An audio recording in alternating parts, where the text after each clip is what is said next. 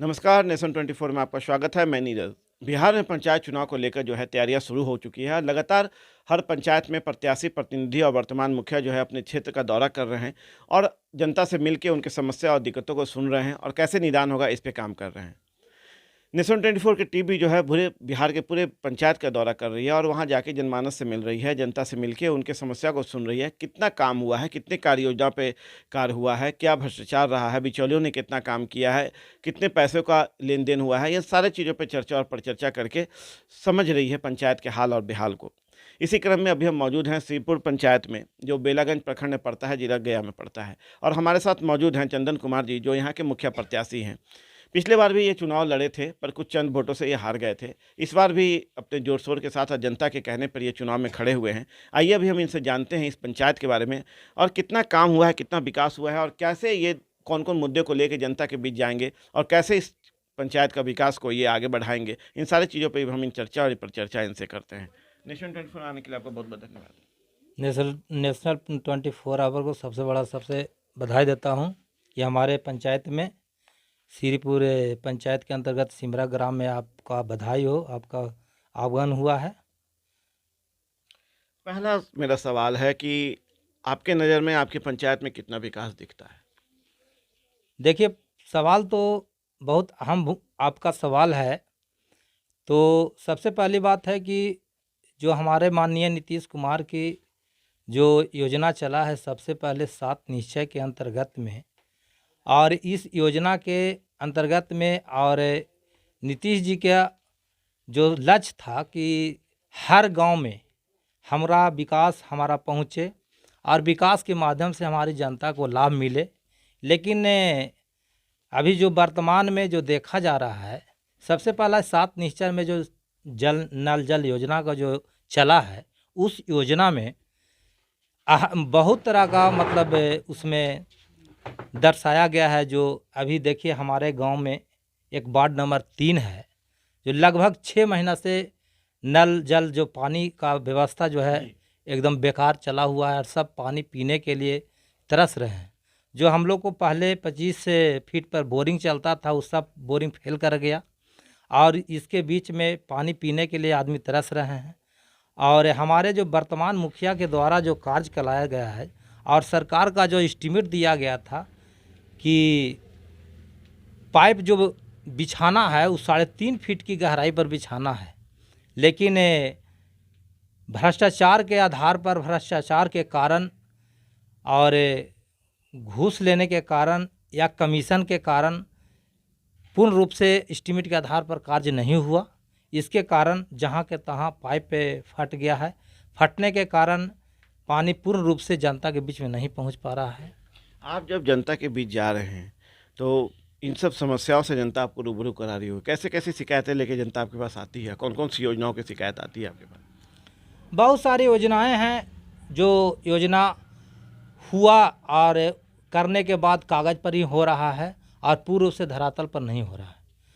और इसके आधार पर अभी देखिए वृद्धा पेंशन की बात चल रही है, तो वृद्धा पेंशन में भी बहुत सारे लोग को 6 महीना साल भर से फार्म मुखिया जी द्वारा दिया गया, लेकिन पैसे न देते हैं, उनको कार्य नहीं होता। जो पैसे देते हैं उसको भी, हमारे गांव के भी बहुत सारे लोग हैं जो विकलांग के नाम पर पैसे लेकर और डुप्लीकेट सर्टिफिकेट बनाकर और अप्लाई किया हुआ, जब उसकी जांच हुई तो जांच के दरमियान वह सत्य पाया गया, जिसके कारण से उसका आज तक बेचारे गरीब आदमी को वृद्धा पेंशन नहीं हुआ।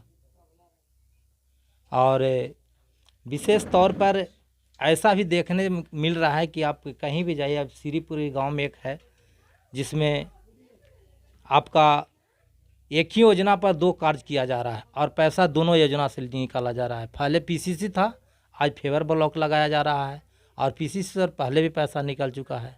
तो जनता को मूर्ख बनाकर और मुखिया के द्वारा या बिचौलिया के द्वारा बहुत सारे रुपया लिया जा रहा है और गमन किया जा रहा है।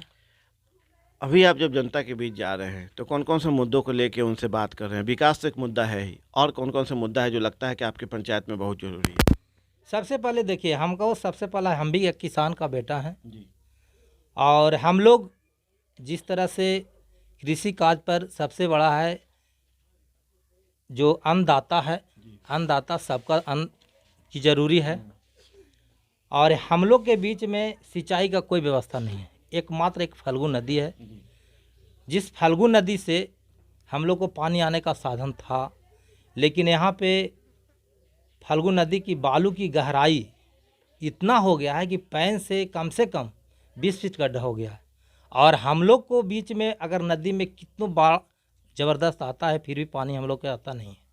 तो हम लोग का सोच है, और ख़ास करके हमको सोच है कि पंचायत स्तर से अगर सरकार के द्वारा नहीं होती है, तो इसके आगे जिला हो या स्टेट लेवल पर हम इसका आवाज़ उठाएंगे आगे, कि हम लोग को सिंचाई का आगे जो कंडी बीथो बांध है, उस बांध को बनाया जाए और उससे एक नहर निकाला जाए, जिससे हम लोग सिंचाई का साधन हो।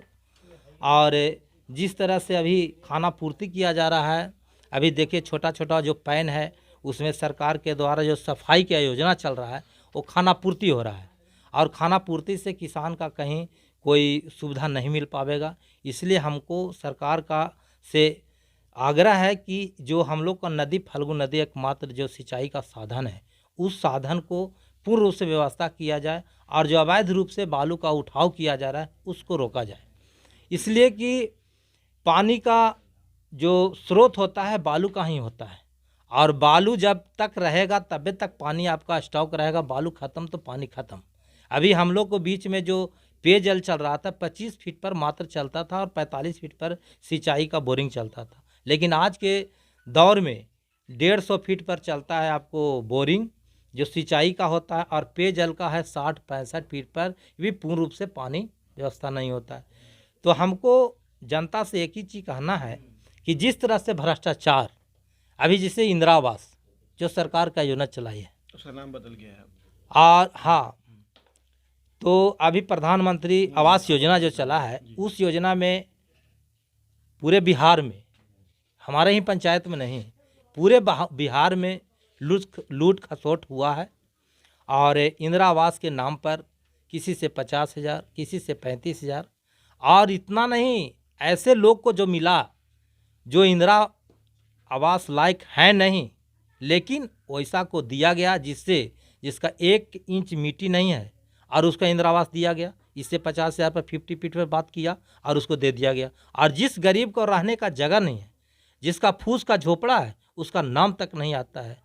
और उसके बाद जब इसकी चर्चा की जाती है प्रखंड विकास पदाधिकारी के पास, तो उसने उस बात को इग्नोर करके और वो बात को ख़त्म करके और मुखिया की बात पर चलते हैं। तो ऐसा हमको लक्ष्य नहीं है। हमें अगर जनता चुनती है मुखिया में, पंचायत प्रधान बनाती है, तो हमको सबसे पहला है कि जो सरकार का अनुदान जो सरकार देती है, उस पर किसी तरह का कोई घुसखोरी, कोई भ्रष्टाचार नहीं, ना हम लेंगे और न हम लेने किसी को देंगे। मतलब कि आपके पंचायत का सबसे मुख्य समस्या भ्रष्टाचार है, भ्रष्टाचार और है। काफ़ी चरम पे है। और आप चाहते हैं कि किसी से भी तरह से जब आप मुखिया बन के आते हैं तो इस पे लगाम लगाएं। जब आप बन के आएंगे तो पहला क्या कोशिश करेंगे? पहला तो हर स्थिति को सबसे पहला तो सिंचाई का व्यवस्था करेंगे। जो हम लोग का सिंचाई का कोई साधन नहीं है, जो पैन भी है वो भी मतलब खत्मे है, बेकार है, उसमें कोई पानी अभी करीब 10-15 बरस से पानी हम लोग के पास नहीं आया है। एक बिजली जो है, बिजली से जो सिंचाई होता है, और नहीं तो वर्षा के आधार पर, और नहीं तो हम लोग के यहाँ खाने तक एक अन्न नहीं होता। और बिजली रहने से क्या होगा जब धरती में पानी ही नहीं है? धरती में जब पानी है नहीं तो बिजली रहने से क्या होगा? उससे धान गेहूँ उपज नहीं होगा। तो यही है कि हम लोग को सबसे पहला सिंचाई की व्यवस्था करना है, और जो भ्रष्टाचार है उसको हम दूर भगाना चाहते हैं। चुनाव का गाइडलाइन आया है कि जो पिछली बार चुनाव लड़े हैं उनको अपना जो राशि है जो अपना बताना होगा डिटेल। जो पिछली बार नहीं डिटेल दिए हैं, अपना सारा ब्यौरा नहीं दिए हैं, उनको इस बार चुनाव लड़ने में दिक्कत होगी। कैसे संभव है, क्या कर पाएंगे आप? ना, ब्यौरा के लिए तो हमें ब्यौरा तो सरकार को देना ही है। आज हमारे पास जितना रहेगा हम उतना ब्यौरा देंगे। गाइडलाइन तो सरकार का है कि आप चुनाव के दौर में लिमिट खर्चा बता रहे हैं, तो अगर ब्यौरा नहीं देते हैं और आज पंचायत अगर हमें मुखिया बना देते हैं, तो संपत्ति को छुपाने के लिए तो हमको कुछ ना कुछ करना पड़ेगा। तो ऐसा बात नहीं है, हम जनता के सेवा करना चाहते हैं और सदैव किए हैं। 2006 में भी हमने पंचायत समिति जीते थे और हमने ख़ास तौर पर जो मेरा क्षेत्र पड़ता है उस क्षेत्र में मैंने दिखा दिया। जितना भी अभी नज़र पड़ता होगा आपको देखना ही मेरा ही किया हुआ है। गांव का 99% को ये सोचना नहीं है कि मेरा नली किधर गिरेगा, मेरा नली कच्चा है, मेरा खरंजा नहीं है। तो मेरा जितना संभव हुआ हमने प्रयास किया। लेकिन जनता क्या कहती है अब? जनता तो सोच है कि इस बार हमने चंदन कुमार के जिताएं और आगे विकास की ओर जाएं। जनता की तो सोच है। अच्छा, एक सवाल है, शिक्षा और स्वास्थ्य मैं हर जगह पूछता हूँ क्योंकि बहुत इम्पोर्टेंट है। शिक्षा की स्थिति क्या है इस पंचायत में और स्वास्थ्य की स्थिति क्या है? देखिए सर, शिक्षा की स्थिति है क्या, अभी तो पूरे देश में कोरोना के नाम पर जनता करा रही है और इसके आधार पर स्कूल भी बंद है। और शिक्षा के मामले में जब तक हर स्कूल में जो नीतीश जी की गाइडलाइन के आधार पर और जो बहाली के आधार पर टीचर की कमी नहीं है, लेकिन थोड़ा देर के लिए गार्जियन की कमी है। जब अपने बच्चे को आप सुचारू रूप से स्कूल जाने के लिए प्रयास नहीं कीजिएगा, उस बच्चा को गाइडलाइन नहीं दीजिएगा, तो टीचर तो आपके बीच में, टीचर के बीच में बच्चे लोग 8 घंटे रहते हैं, 6 घंटे रहते हैं, तो 6 घंटे नहीं देखेंगे, 24 घंटा तो आपके बीच में रहते हैं। तो शिक्षा ऐसा नहीं है, शिक्षा थोड़ा सा कोरोना के लेकर जर्जर हुआ है। हमारे ही बच्चा 2 गो है जो कोरोना के लेकर देखिए गया में रहता था और घर में लेके आ गए हैं। स्वास्थ्य की स्थिति? स्वास्थ्य की स्थिति डॉक्टर्स हैं यहाँ डॉक्टर केंद्र नहीं है अभी वर्तमान में। यहाँ एक है सेंटर उटर है नहीं कभी कल आते हैं और वही पोलियो वगैरह के ये सब सुई देते हैं। और हाल फिलहाल में एक हॉस्पिटल बरैनी में, इसी पंचायत में बरैनी गांव है, वहाँ पर ही उप स्वास्थ्य केंद्र बना हुआ, अभी वहाँ पूर्ण रूप से पूर्ण हो गया है, लेकिन उस पर सुचारू रूप से चलाया नहीं जा रहा है। और स्वास्थ्य की क्या स्थिति, तो पंचायत में वही है, पहले था जैसा है, पहले जैसा है जी।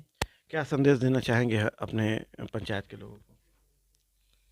संदेश तो हर संभव हर स्थिति में हम चाहते हैं कि अगर हमारा हाथ मजबूत होता है, हमें अगर कहीं बोलने का मौका मिलता है, चाहे प्रखंड स्तर पर, जिला स्तर पर, तो हमने ख़ास तौर पर तो जिस जगह पर हमने जनता बनाती है उस जगह पर तो सबसे पहले हर मुकाम पर पहुंचाना चाहते हैं। स्वास्थ्य हो या शिक्षा हो या विकास हो या सरकार के आया जो दिया हुआ अनुदान है।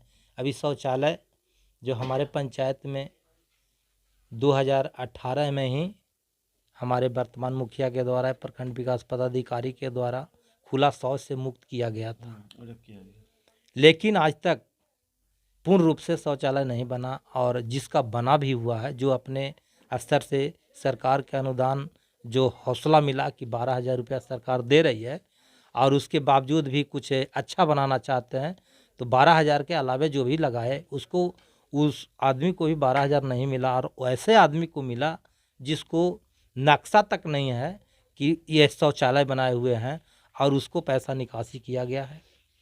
और इसी तरह से धांधली हुआ है और उसमें भी 12,000 जिसको मिला भी है, उसमें से 2,000 रुपया बिचौलिया के द्वारा कमीशन लिया गया।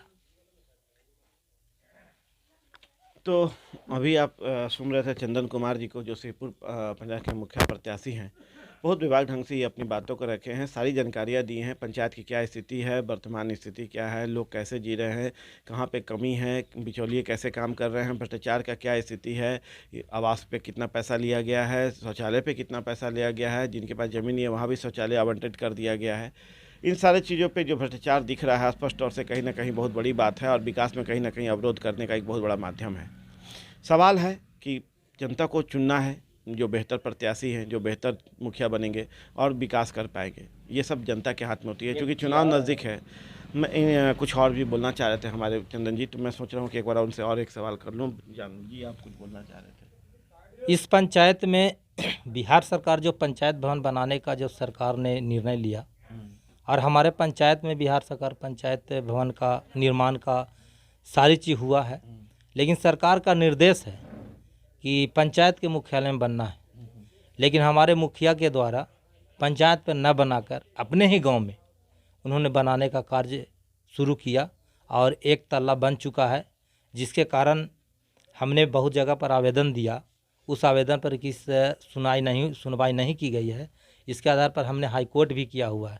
तो हम सरकार से ये पूछना चाहते हैं कि आपका जो गाइडलाइन जो आपने दिया कि बिहार सरकार पंचायत भवन में किसी भी पंचायत के मुख्यालय में बनना है, तो मुख्यालय में ना बनाकर और टोला में बनाया जा रहा है, क्या ये उचित है?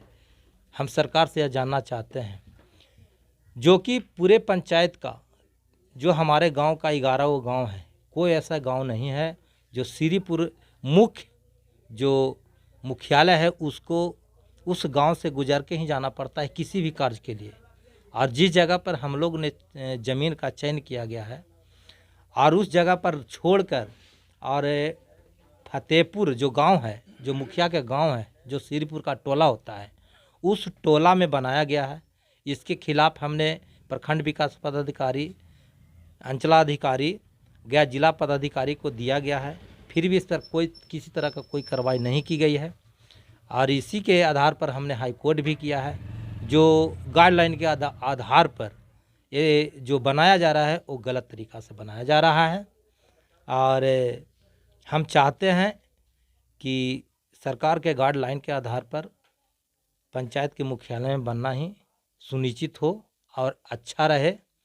और जिस जगह पर बनाया जाए, जो सरकार का निर्देश था कि बिहार सरकार पंचायत भवन का ज़मीन कम से कम 50 डिसमिल होनी चाहिए, लेकिन जिस खाता प्लॉट से सरकार जो बिहार सरकार पंचायत भवन बनाया जा रहा है उस प्लॉट का रकबा 58 डिसमिल है, जिसमें पूर्व से आपको एक छोटा पंचायत भवन बना हुआ है, उसी ज़मीन में आंगनबाड़ी केंद्र बनाया है और उसी ज़मीन में स्वर्गीय जगदेव प्रसाद का मूर्ति स्थापना किया गया।